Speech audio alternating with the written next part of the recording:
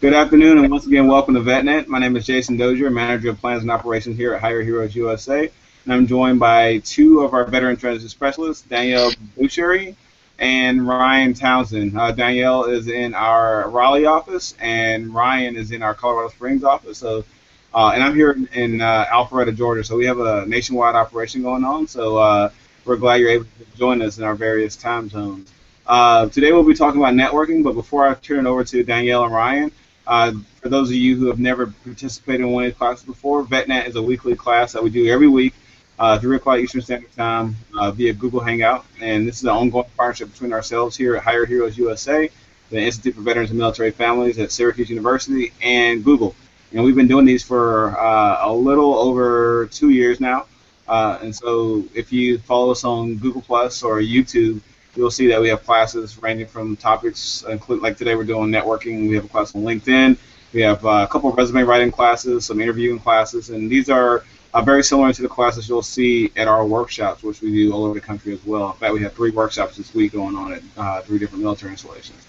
Um, and so I encourage you all who are watching at home, if you want to learn more about either Hire Heroes USA or learn more about the type of information that we're providing, we encourage you to either subscribe to our YouTube channel and watch our other videos, or to register for services here at HireHeroesUSA.org, and we will gladly assist you as soon as possible. One of our senior veteran transition specialists, like Danielle and like Ryan, will be able to work with you one-on-one and make sure your resume is tailored, make sure your interview skills are meet what the job that you might be interested in is requiring, and make sure you're able to properly network yourself into one of those type of positions.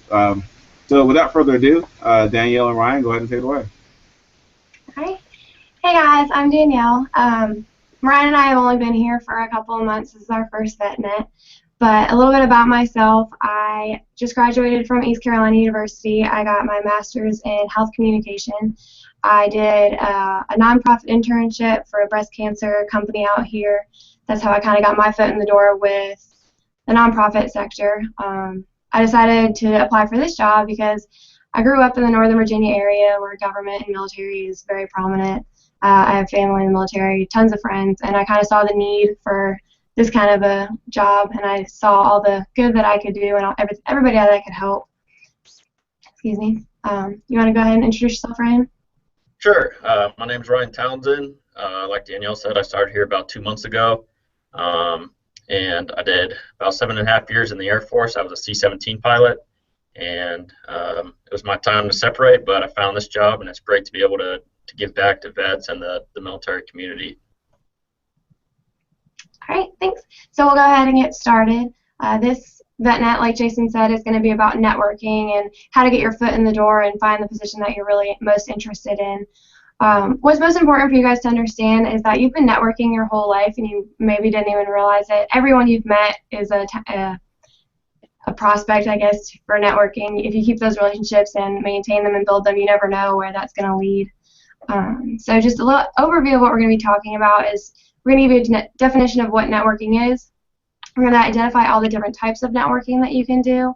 We're going to let you know the do's and don'ts of networking because a lot of people don't do it right, and that can hurt you in the long run. And then we're going to establish how you go about the follow-up after you've been networking. So just a little definition that we've created was networking is creating, building, and maintaining informal relationships with individuals who can assist you in learning more about your desired career profession, putting you in contact with an individual who is in a hiring position, being a voice to speak for you during your hiring process, and providing you with mentorship. So you guys are actually really lucky. I consider the military obviously to be one of the biggest networks that there is. So you're in it now. Before you get out, it'd be really beneficial for you guys to link up with your superiors or your peers, anybody that you think might be beneficial to you when you get out, and just get to know them, get a business card, create that first step, and then make sure to maintain it, because a lot of people will meet people and think that that's going to be a network, but then 5 years down the road, you can't call that person if you haven't spoken to them in that long. So you really just need to maintain. So the basic networking process, first is to develop a list of contacts.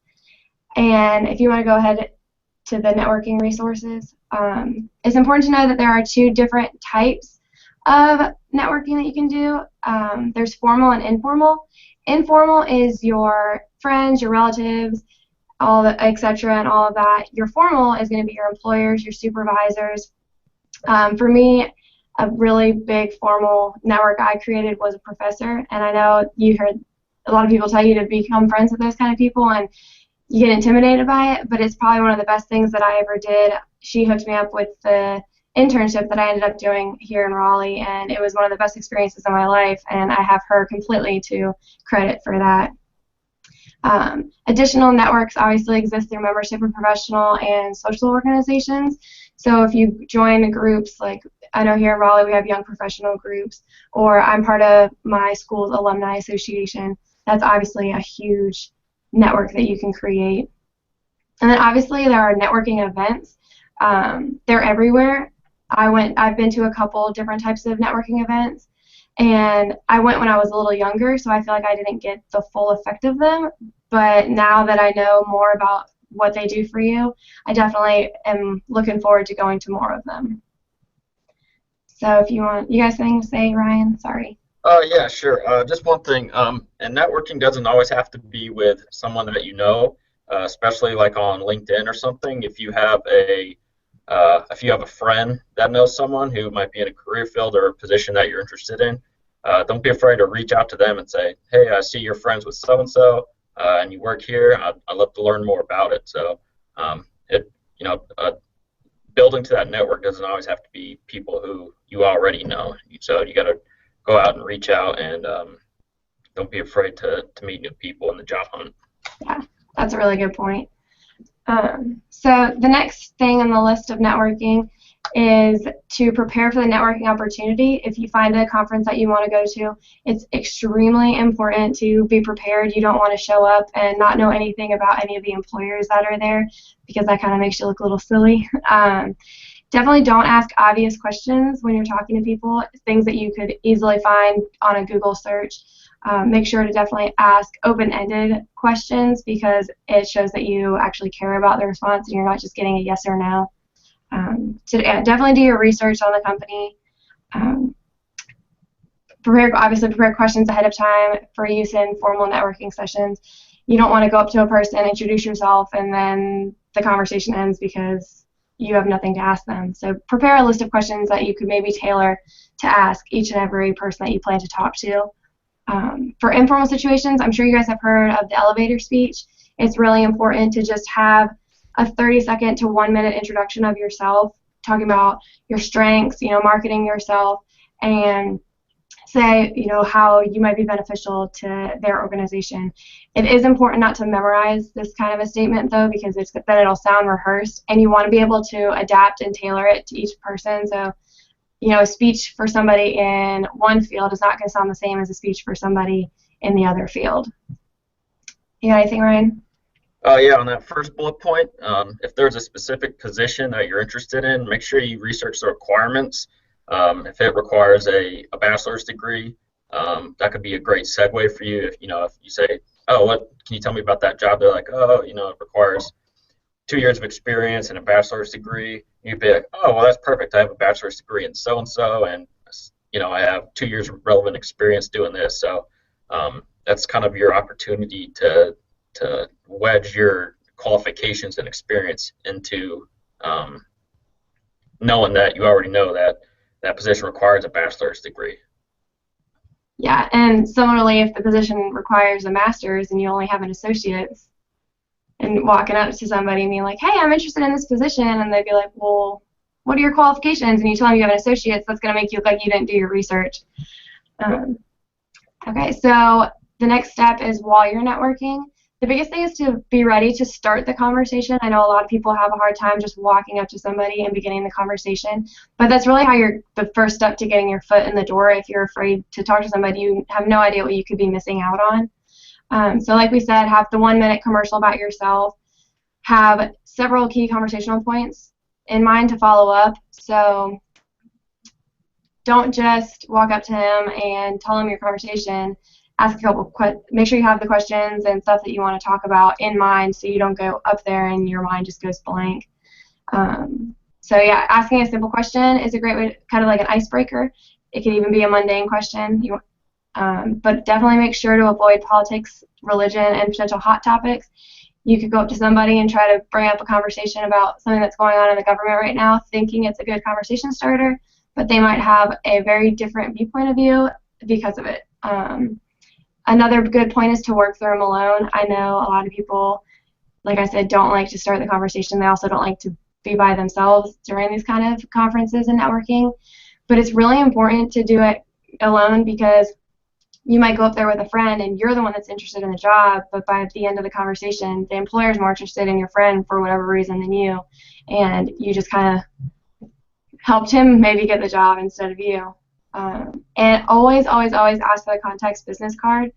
Even if you're afraid to ask for it, if you offer up your own, it's usually common courtesy that they'll reciprocate and give you theirs back.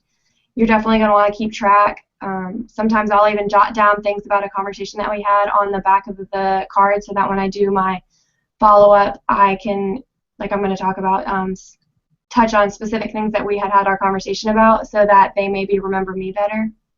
But definitely always keep track of all the business cards that you get. Ryan?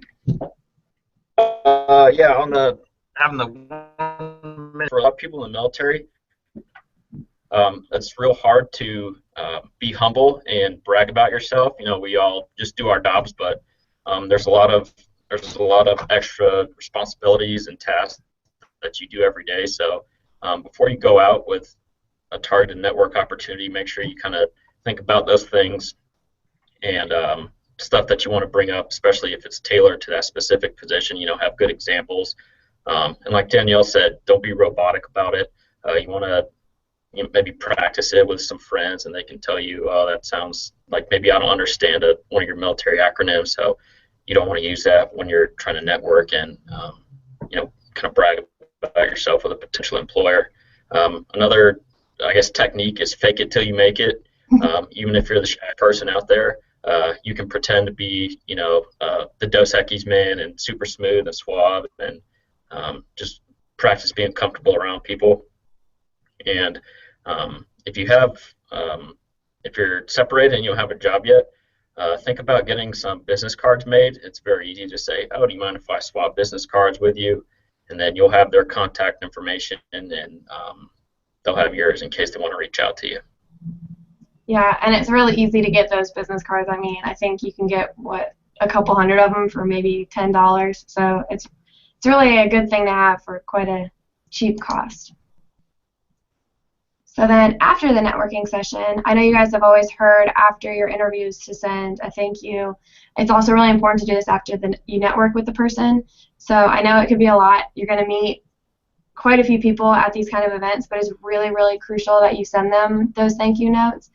Definitely make sure to make something, like say something that makes you stand out. Like I said, if you bring up a conversation that the two of you had, it might jog their memory about who you are, because they're going to receive probably 100 or more of these same emails. So you really want to make yourself stand out. If they do, while you're sending the email, make sure you ask them if it's okay to keep in contact with them throughout your transition, because if they don't respond to the first time and then you keep kind of hounding them, that's not going to look good on you, and they're definitely not going to want to help you in the future. Always maintain records about the conversations you have with your contacts. So I'm not saying print everything out and keep it in a binder or anything like that, but maybe you could make a separate folder on your email or anything like that, because it wouldn't look very good if you thought you were having a conversation with one person and you were really having it with somebody else, and they could tell, well, this person's not keeping up very well with our emails. They clearly don't care very much about the job opportunities I might be able to get for them. Another important thing is to find these contacts through social media sites. I don't know about all the sites. I wouldn't recommend adding them on Facebook or LinkedIn, Facebook or Twitter, but definitely find them on LinkedIn. But do know as you're doing these things that you're in control of your own brand online. I know you've probably heard a lot of people talking about how employers nowadays will ask to see your Facebook, will ask to see your Twitter, because it represents not only yourself, but if they choose to hire you and you have things all over your social media sites, and then it says, and I work for this organization, it's going to reflect badly on the organization. So they're going to want to check in on you before they hire you. So yeah, make sure to clean it up.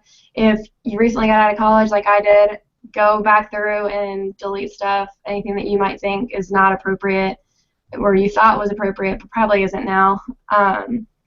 Always post appropriate content. So for instance, now that I am a veteran transition specialist, on my LinkedIn, I might come across an article about a veteran transition success story or anything really I think that my connections would be interested in, and I make sure to post stuff like that. Another big point is be polite when sending messages or replying to a message. So since I took this job, I got a ton of new connections from veterans, and some people will send you emails or messages and just ask for a job, and that doesn't sit very well with a lot of people. But instead, if you send them an email and say, hey, I'm transitioning, I hear that you guys do this, this, and this. Is there any assistance you could give me? Is there any information you could send my way? We're going to be a lot more likely to respond to something like that because you're actually looking for the help. You're not looking for a handout. You got anything on that, Ryan? Yeah, going back to sending the thank you email or whatever to one of your networks. Make sure you have a business appropriate email address. Nothing inappropriate, nothing hugs and kisses. Something you want.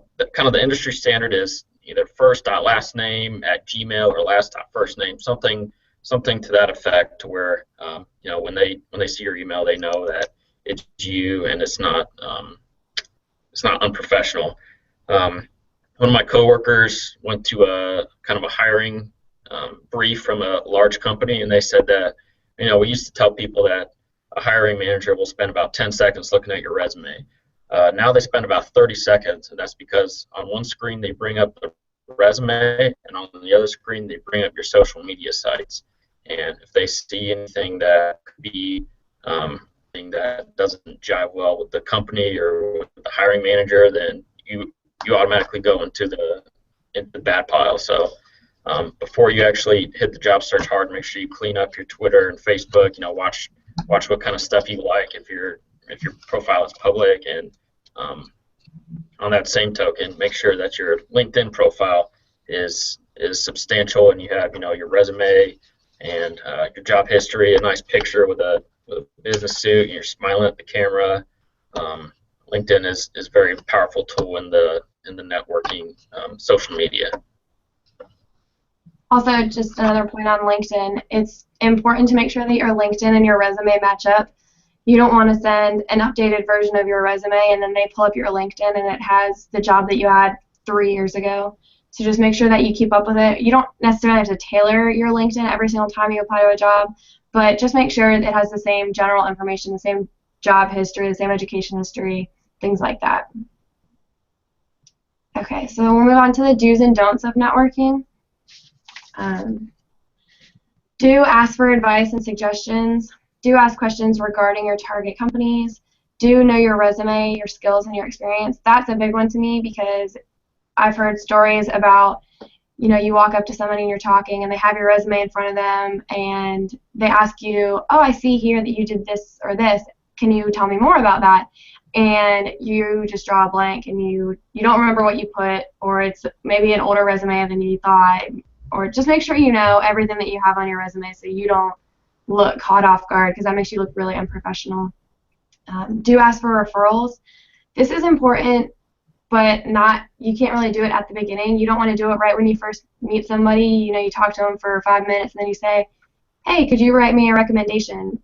They're probably not going to respond very well to that, but if you build the relationship, maintain the relationship, feel it out. If after a little while that you think that they're comfortable to do it, definitely put it out there and ask, but don't do it right when you first meet someone.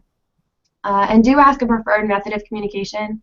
Nowadays, a lot of people prefer email or LinkedIn or any other form of communication. They don't always want to be contacted over the phone, so it's just the polite thing to do to ask which way they would prefer to be contacted. Ryan? Yeah, on the referral note on LinkedIn, there is an option to endorse people, and so you can do that, and you can also do recommendations for people. So say you're linked in with a buddy from your last job, you can go and say, hey man, if you write me a recommendation, I'll write you one. And then you kind of say, hey, you know, I worked with him in the last job. He was a great hard worker, good communication, and it's just kind of, it puts a personal touch to your LinkedIn page where, you know, whoever's looking at it can go in and see, hey, this guy got vouched for this guy who happens to know someone who works in my office. So it's all about, you know, building those concentric circles outward for networking. And that reminded me of another thing that is important to know on LinkedIn. When you're adding these professionals that you meet, it's going to ask you, you know, how you know the person. And it's important to not just say, oh, other or friend. Make sure you say, you know, this is how we met, or, you know, spread them a little note and be like, hey, we met at the networking conference. We talked about this. I was just trying to connect and maybe continue the discussion so that they remember you, instead of, if you just add them, they might not accept you because they're not really clear or they're unsure about who exactly you are. Okay, so then we'll go to the don'ts of networking. Don't ask the question, can you help me find a job? This goes back to, you know, the people sending us emails just asking for a job. People don't respond very well to handouts. If you ask for help finding a job, I'm sorry, not help finding a job. If you ask for like assistance in, if you need help networking, or you need help little other things that would actually help you build up to finding a job, that would be different. But just asking them to flat out help you find a job, they're probably not going to respond very well for that. Like I said, don't lead with asking for a referral. Don't ask right when you meet somebody. They won't respond well. Don't forget to follow up and send a thank you email or phone call like we talked about. And don't say no. So if you are networking with someone and they're looking over your resume and they give you some suggestions, take their suggestions, maybe try them out. You don't have to necessarily commit to them, but don't say no to the person, because then that might shut them down from giving you any more advice. So definitely take everything and mentally note it so that you might use it, you might not, but just don't say no. Okay, Ryan? Yeah, on that note, there's a fine line between if they tell you to stop asking about a job or an opening or a referral or whatever, they mean it, but you still want to show you're interested in the company or the position. So you know, keep plugging away and don't be afraid to reach out to people. Yeah. And so obviously there's not going to be any questions, but just like a quick recap, it's important to remember that these people want to help you. They were probably helped at some point, and it's going to make them feel really good to be able to pay it forward. The relationships that you're going to create, that's going to help your success. People do business with those that they trust. Another important point is that employers actually prefer informal networks.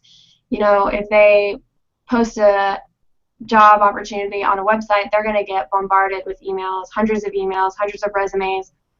But instead, if they ask, you know, a couple people in the company, hey, do you know somebody that you think would fit better?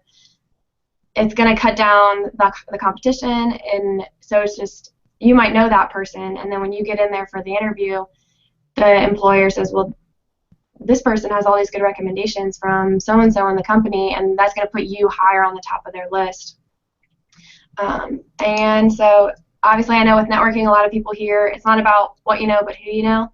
I like to say it is about what you know, and it's about who you know, because knowing people isn't going to get you the job. You can know the President of the United States, and that's not necessarily going to land you the job. You need to have that good resume. You need to nail the interview. Networking helps, but it's not the only thing. Okay. Ryan, do you have anything to end with? Yeah, I just wanted to mention that networking opportunities are all the time, everywhere around you. If you go to a baseball game, you know, shake the guy's hand next to you and say, hey, my name's so-and-so, what do you do? And then maybe they can help you, maybe not. But even if they can't, that's one more person to add to your personal network, and maybe they know someone who can help you. So don't be afraid to just go out and meet people. You never know who's out there and who you might run into. Yeah, for instance, last night I was actually helping at the old restaurant that I worked at, and one of my tables started asking me questions. If I was in school, what did I do? And when I told them about the company that I work for, it turns out that there was 2 veterans sitting at the table. Granted, they were Vietnam veterans and they were retired, but they still handed me their business card, and who knows, maybe somewhere down the road they might be able to help me out with something. Probably not, but I have that card just in case. All right, I think that's it.